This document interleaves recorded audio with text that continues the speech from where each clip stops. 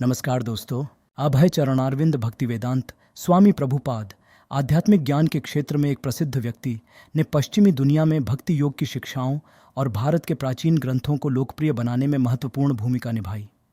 1 सितंबर 1896 को कलकत्ता, भारत में अभय चरण डे के रूप में जन्मे उनकी जीवन यात्रा भक्ति, लचीलेपन और अटूट विश्वास की एक टेपेस्ट्री के रूप में सामने आई।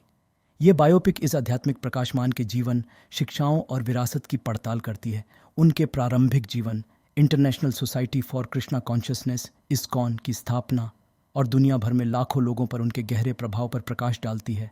अभय चरण दे एक कट्टर वैष्णव परिवार में पले बढ़े जो गौड़ीय वैष्णववाद की परंपराओं में डूबे हुए थे।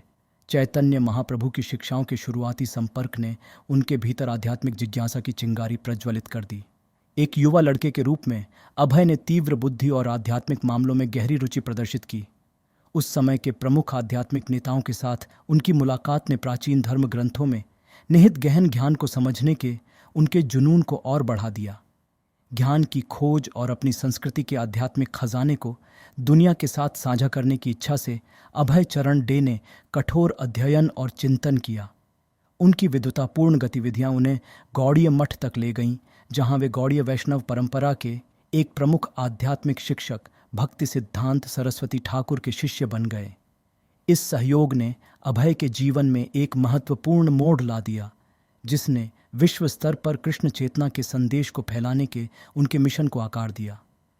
1936 में अपने आध्यात्मिक गुरु के निधन से अभय चरण डे को जिम्मेदारी का गहरा एहसास हुआ। उन्होंने एक ऐसी दुनिया की कल्पना की जहां विविध पृष्ठभूमि के लोग भक्ति योग की शिक्षाओं को अपना सकें और आध्यात्मिक परिवर्तन का अनुभव कर सकें। अपने गुरु के दिव्य निर्देश को दिल से लेते हुए अभय ने पश्चिमी दुनिया को वेदों के प्राचीन ज्ञान से परिचित कराने के लिए एक महत्वपूर्ण मिशन शुरू किया। 1965 में 59 वर्ष की आयु में अभय चरण डे भक्ति वेदांत स्वामी प्रभुपाद के नाम से जाना जाता है, किताबों का एक छोटा सा ट्रंक और अपने गुरु के दृष्टिकोण को पूरा करने की तीव्र इच्छा के साथ संयुक्त राज्य अमेरिका के लिए रवाना हुए। न्यूयॉर्क शहर में उनके आगमन ने एक चुनौतीपूर्ण लेकिन परिवर्तनकारी यात्रा की शुरुआत की। सीमित संसाधनों और कई बाधाओं का सामना करते हुए स्वामी प्रभुपाद दृढ़ रहे, सार्वजनिक व्याख्यान आयोजित किए, सड़क पर मंत्रोच्चार किया और धीरे धीरे अनुयायियों के एक समर्पित समूह को आकर्षित किया। स्वामी प्रभुपाद की शिक्षाएं तेजी से बदलती दुनिया में आध्यात्मिक अर्थ की तलाश करने वाले व्यक्तियों के एक उदार समूह के साथ प्रतिध्वनित हुईं। 1966 में उन्होंने औपचारिक रूप से न्यूयॉर्क शहर में international society for Krishna consciousness ISKCON की स्थापना की।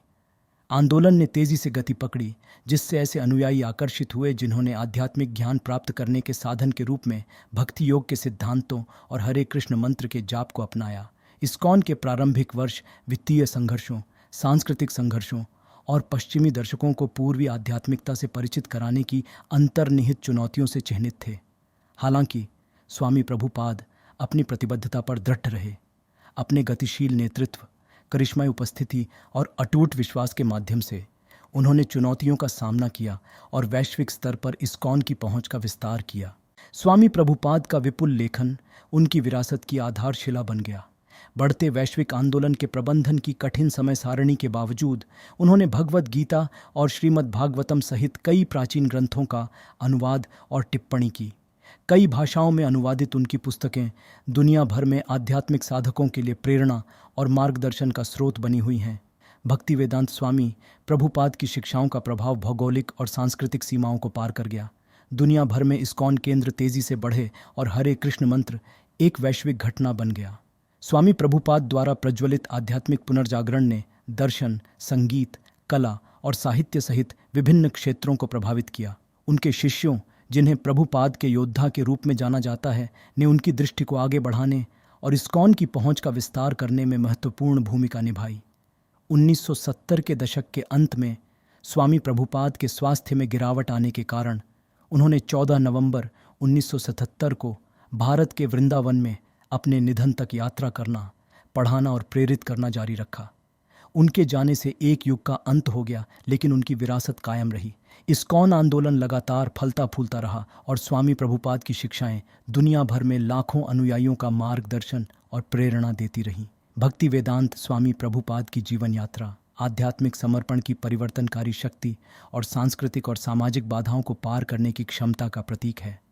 कलकत्ता की भीड़ भरी सड़कों से लेकर पश्चिमी दुनिया के हलचल भरे शहरों तक स्वामी प्रभुपाद की विरासत भक्ति योग के मार्ग को रोशन कर रही है, जो हमें भक्ति, ज्ञान की स्थायी शक्ति और आध्यात्मिक सत्य की सार्वभौमिक प्रतिध्वनि की याद दिलाती है। मुझे उम्मीद है आपको यह टॉपिक पसंद आएगा। धन्यवाद।